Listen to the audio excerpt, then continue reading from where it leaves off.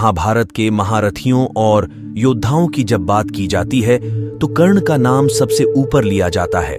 वह महारथी और महान धनुर्धर था, लेकिन जीवन भर उसे खुद को साबित करने के लिए संघर्ष करना पड़ा।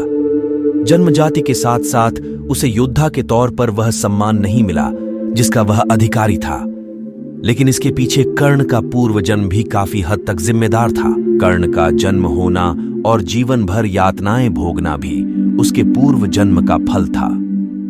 दरअसल सतयुग में नर और नारायण ऋषि, जो कि श्रीहरि के अंशावतार थे, वे तपस्या कर रहे थे। दुर्दुम्भ नाम के एक राक्षस को वरदान था कि उसका वध वही कर सकता है जिसने 1000 साल। इसके साथ ही उसे सूर्य ने 100 कवचों और दिव्य कुंडल का रक्षण दिया था। जो भी उसका एक कवच भी तोड़ता उसकी भी मृत्यु हो जाती। इधर दुर्दुम्भ के अत्याचार बढ़ गए तो देवताओं ने श्रीहरि से बचाव की प्रार्थना की। उन्होंने सभी को नरनारायण के पास भेज दिया।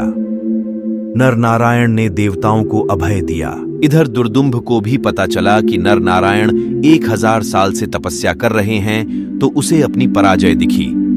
उसने इन दोनों ऋषियों के वध के लिए आक्रमण कर दिया। पहले नर ने युद्ध किया, नारायण तपस्या करते रहे।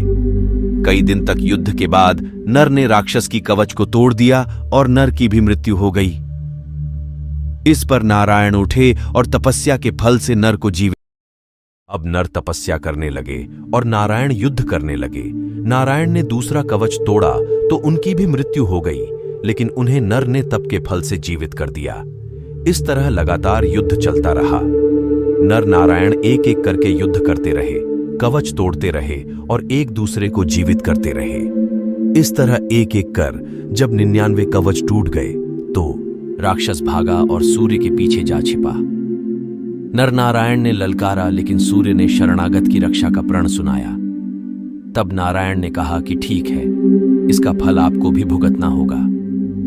अब यह राक्षस आपके तेज से द्वापर में जन्म लेगा और यही कवच कुंडल तब भी इसके पास रहेंगे, लेकिन मृत्यु के समय काम नहीं आएंगे।